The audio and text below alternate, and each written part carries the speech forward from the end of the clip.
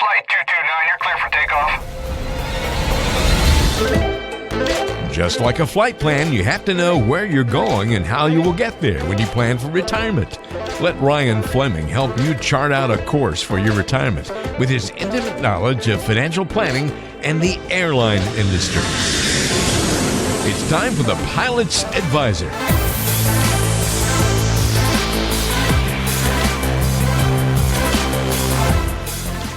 Well, it's another Pilot's Advisor podcast. Walter Storholt here alongside Ryan Fleming, financial advisor at Fleming Financial Group, serving you worldwide. And I have to change my notes now, Ryan. You're no longer in Charleston. You're now in Georgia for the next little while, as you mentioned on the last show. If you want to get in touch with us, check out more information, listen to past episodes of the show, you can go to FlemingFG.com. That's FlemingFG.com. Ready for another great show today, Ryan? We are. We have your radio voice, so all my listeners will be happy. I didn't mean to hesitate when I said the word great, like there was a possibility it wasn't going to be a great show. Well, I'm not very talented at this whole podcast thing, but I'm getting a little better. You're doing just fine, my friend, just fine. On today's show, we're going to be talking about obsolete retirement planning ideas. If you have gotten a new computer in the last couple of years or an iPhone a couple of years ago, you've probably realized it is already obsolete and needs to be replaced. The pace of replacement in the technological world is pretty amazing. But the way that some people think about retirement also needs to be replaced, also tends to be obsolete at this point in time. Now, maybe it's taken us a little bit longer for these things to become obsolete, but the same concept applies. That's what we want to dive into on today's show. Some of the outdated ideas that people still cling to, Ryan, and I'm interested to get your opinion on these things. First one, let's start with the classic one. As you get older, you should move from stocks to bonds to get ready for retirement, or as you get into retirement. Is that really an outdated idea at this point in time? Well, there's two aspects to this that I would like to bring up since you gave me the stage. Sure. So many people, as they start nearing, retirement or 60 years old, they really feel like they have to pull the throttles back and have a lot more exposure to stocks, or to bonds, to lower their volatility in their portfolio.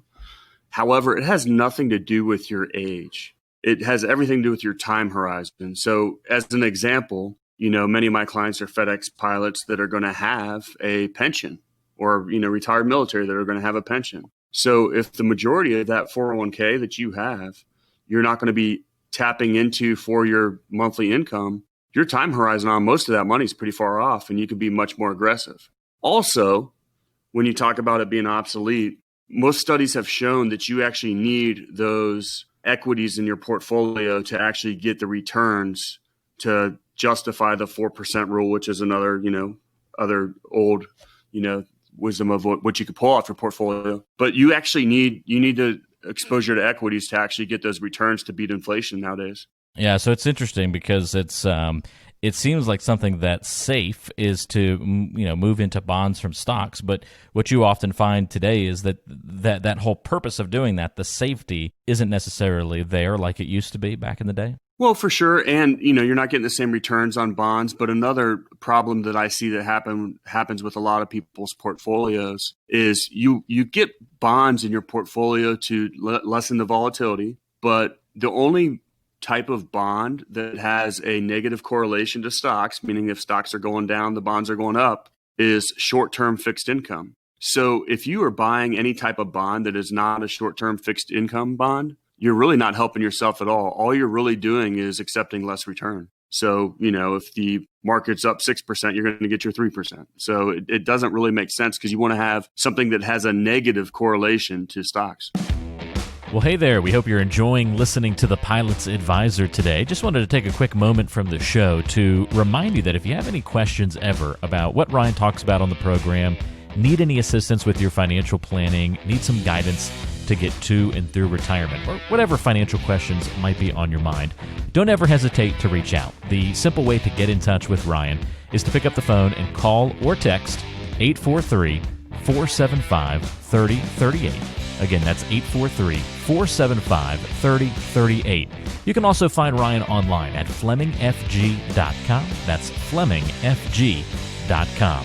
And as always, we put contact information to get in touch with Ryan in the description or the show notes section of the program. So just check it out on whatever app you're using, and it's easy to get in touch with Ryan. All right, now back to the show. The other idea that often comes up, Ryan, is this mentality to get to the point of having $1 million in your retirement accounts, and that's sort of like the magic sign that you're ready for retirement. So, get to $1 million saved, you're good to go. I mean, how could you not be ready to retire with $1 million in the bank? Isn't it so funny how over time, like, things just change? Because I remember when I was a kid, I was like, God, if I could make $100,000 a year in my job, I will be so rich. I'll be loaded. I'll retire in 10 years, right? Like, yeah, I'll save it all up. And with inflation, I mean, no different than gas prices. Like, $1 million is nothing. You're not going to be able to retire in most cases. That $1 million is only going to spit out, $40,000 a year for you. And most people are living well beyond that. And, just with inflation, I think it's just crazy how much things have changed because, that number for most people is probably over 2 million. And I don't think that the average investor out there has any clue how much they really need to save and retire for retirement to spit out, a income that they're probably living off of right now with their jobs. Yeah, it's an interesting idea. It all comes down to the focus, it seems, being on the wrong goal, right? I mean, the goal is just on the amount of money you can amass side of things and not enough attention paid to what you need on the other side of the equation, how much you're spending and how much you're going to ultimately need. So that one, to me, really identifies a lack of focus on the right questions in retirement. Well, for sure. And we're in an unprecedented time. This is the first generation where pensions are no longer a thing. I mean, it used to be where you went and worked for, General Electric or whatever company it was that you worked for, and you worked for them for 30 years, and then they were going to pay you a pension when you retired. Well, as corporations have changed and they've gotten rid of these pension plans, all the onus is on the individual investor. And sadly, I don't think we do a very good job of teaching personal finance in our schools. And a lot of these individuals aren't saving for retirement, and they're going to find themselves, having to work the rest of their lives because they haven't planned ahead. And I think that's a thing that I battle with, is teaching people that, hey, the government's not going to take care of you. Social Security is actually decreasing, as a percentage of income replacement. And you really have to start saving on your own. That's a great point, Ryan. Yeah, very, very true. It would be nice if we could have some better personal financial lessons growing up in school for those who don't learn it in the home. It'd be nice to get some better exposure. I feel like the only thing I really learned growing up in school from a personal finance perspective, one was a teacher in 4th grade who every Friday carved out an hour of time during the day every Friday for basically market day. I don't know what she actually called it. I can't remember the name of the activity or the day. But at the beginning of the year, she gave everybody in the room a certain amount of these purple dollars. And every Friday, you could do whatever you wanted during that hour. And the goal was trying to end up with the most money by the end of the year. From the group in the class, the most purple dollars. And you could bring baked goods and sell goods and buy other people's, have other people buy your goods. You could trade. You could do whatever you wanted to do. And I was like a shark. Like, I was just constantly like baking on Thursday nights to bring stuff into school to sell, to, treats for kids and candies and just everything I could think of to try and make as many purple dollars as I possibly could. I learned so many lessons, I think, during that year, every Friday, getting ready for that. And the most important lesson, the week before it was to all be counted, I left it in my pocket when it went into the washer machine, and all of the purple bills were completely destroyed. And the teacher, to her credit, I'm so glad she did this, she knew I had the most money accumulated in class. I mean, it was well known that I had the most, because I was always walking in with that fat stack of cash every Friday. But she said, "Well, sorry, you should have taken better care of it." And so I didn't win. Somebody else won. And that's just that's the way the cookie crumbles, and that's how it happens. So that was a great lesson for me to learn, to protect what's important to you, protect your money. And, not that regular money's going to necessarily get destroyed in the washing machine like the purple dollars did, but the lesson stuck with me all those years. So they need to do more of that kind of stuff, I think, in school, so people kind of really get a sense of what it's like to take care of money and their personal financial situation. Well, that sounds like a great teacher, because for you to, all these years later, think about fourth grade, and on Fridays, purple dollars, it obviously had an effect on you. And sadly, I think a lot of people aren't getting any exposure to personal finance. I think back and it's like, oh, here's how you balance a checkbook. And that was it. That was it. Well, Yeah, that was going to be my other one. That's the only other thing they showed us how to do, was how to write a check. and now that's obsolete. I mean, Yeah, my yeah. mom, I think, is the only person on the face of the earth that still balances her checkbook. And I don't think many other people are doing that nowadays. And it's funny because she'll send off a $25 or $50 check for one of my kids' birthdays or something like that. And if I don't cash it, she's calling me like, "Hey, I can't balance my checkbook." That's pretty funny. I actually had a family member just send me a check the other day, and I'm like, oh, now I have to open the app, and I've got to scan it and take a picture of it. And it's like 21st century problems, right? First world problems. But yeah, it's just so funny. At the grocery store, and suddenly you're behind an elderly lady that's having to write a check for her groceries, and you're like, oh my God, you kill me. Oh, it's too funny. It's too funny. I still great respect for those who have the patience to write checks and deal with all that. That's for sure. I feel like I write maybe 2 checks a year. Like just for random things. Some service person is like, "Hey, I'll save you money on, if you can write me a check, I won't charge you the 3% markup for the credit card fees and that kind of thing." So every once in a while, I'll have one of those pop up, where I'm like, "All right, fine, we'll do the check." Although now a lot of those folks who used to be that are doing like Venmo. I guess it still allows them to avoid some of those credit card fees. So even those folks are becoming less and less these days. Interesting. Well, once again, just technology continues to change. And one point that I would like to bring up, talking about my mother or the elderly lady that's writing a check at the grocery store, from a generational perspective, I think we've lost the ability to be fiscally responsible, in the sense of the generation before us was very good at saving their money. And when they had enough money to buy XYZ product, after they had saved for it, then they would go and get it. Whereas we have a generation now where you just go throw it on a credit card, or you just go buy now, instant gratification, and then you pay for it over time or later. And, the amount of people that I've seen that have massive credit card debt that, they're having just to pay the interest on their credit card is killing them every month. And so it's just sad to see the difference in perspective of the generations. Have you ever wanted to learn more about the academic approach to investing and saving and planning for retirement that Ryan talks about here on The Pilot's Advisor? Well, if so, go visit pilotsadvisor.com. pilotsadvisor.com. You can watch a quick webinar on the academic approach to investing. It'll show you how not to speculate and gamble with your money. It's all based on Nobel Prize winning research. Only takes about 10 minutes to get through the video and watch it. Going to be worth your time, I promise you. Go check it out right now, pilotsadvisor.com. It's a webinar that covers that academic approach to investing. pilotsadvisor.com. All right, back to the show.